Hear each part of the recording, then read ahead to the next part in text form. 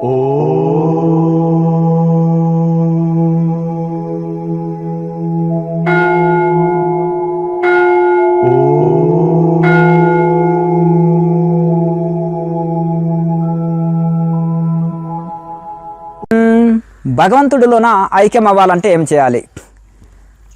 పాలలో పాలు, నీళ్ళలో నీళ్లు చక్కగా కలిసిపోతాయి. అలాగే దైవంలో కలవాలంటే ప్రేమ స్వరూపం భగవంతుడు, నీవు కూడా ప్రేమమయంగా మారిపోవాలి.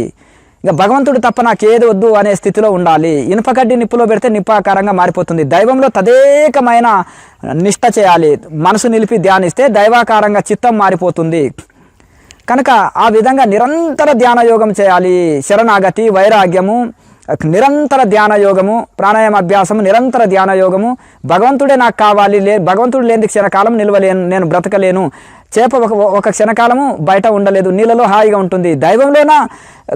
దైవాన్ని నేను వదిలి ఉండలేను అనే స్థితికి మనం చేరుకున్నప్పుడు తప్పకుండా మనము ఆ భగవంతుల్లోన ఐక్యం కాగలుగుతాము.